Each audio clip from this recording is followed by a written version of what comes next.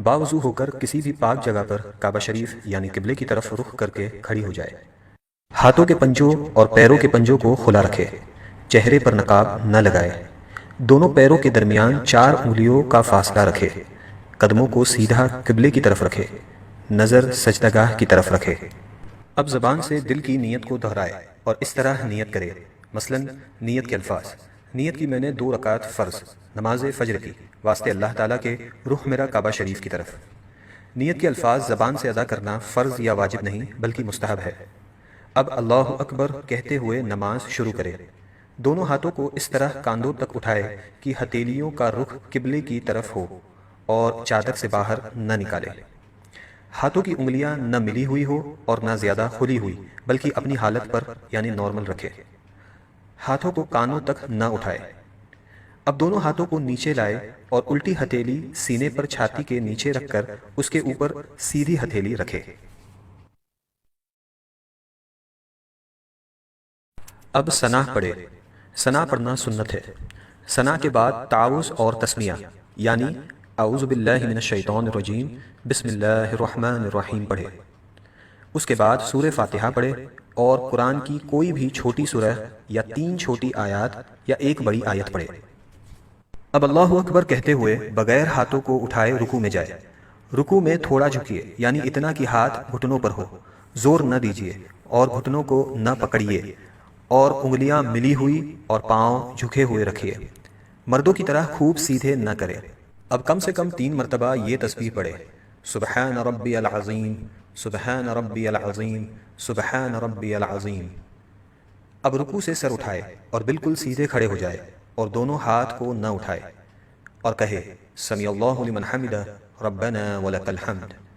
اب بغیر ہاتھوں کو اٹھائے اللہ اکبر کہتے ہوئے سجدے میں جائے۔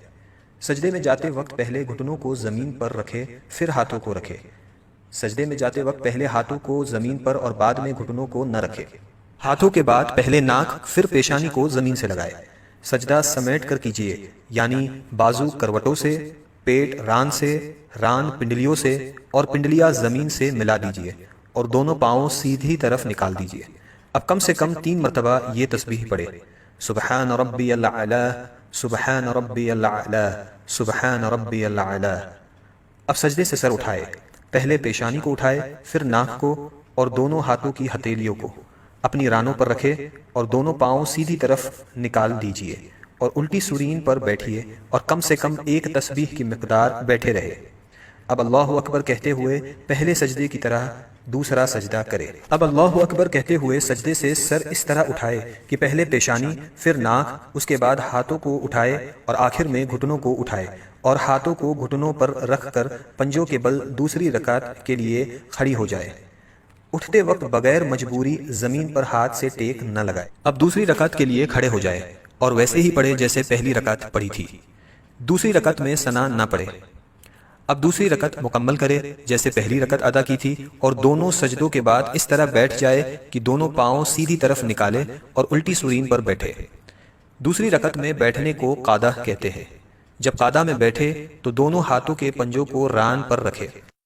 اب پوری التحیات پڑھے اور جب اشہد ان لا الہ کہے تو اپنی انگلیوں سے مٹھی بنا لے اور کلمے کی انگلی سے اس طرح اشارہ کرے، اور جب الا اللہ پر پہنچے تو کلمے کی انگلی کو گرا دے اور پنجے کو کھول دے اور جیسے ہاتھوں کی پہلی حالت تھی اسی حالت میں رکھے یعنی ہتھیلی کو ران پر کھول کر رکھ دے اور وَأَشْهَدُ أَنَّ مُحَمَّدًا عَبْدُهُ وَرَسُولُهُ پڑھے۔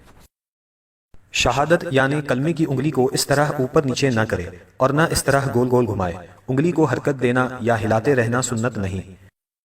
اب درود ابراہیم پڑھے اور اس کے بعد دعائے معصورہ پڑھے اور پہلے دائیں اور پھر بائیں طرف چہرے کو پھیر کر سلام کرے اور اس طرح کہے السلام علیکم ورحمۃ اللہ، السلام علیکم ورحمۃ اللہ، اور نماز کو مکمل کرے۔ اگر 4 رکعت کی نماز کی نیت کی ہو تو التحیات پڑھ کر تیسری رکعت کے لیے کھڑے ہو جائے۔ اگر فرض نماز پڑھ رہی ہو تو تیسری اور چوتھی رکعت کے قیام میں بسم اللہ اور الحمد شریف پڑھے، سورت ملانے کی ضرورت نہیں، اور اگر سنت یا نفل ہو تو الحمد کے بعد سورت بھی ملائے، اور اگر نفل نماز 4 رکعت پڑھے تو تیسری رکعت میں ثنا بھی پڑھے۔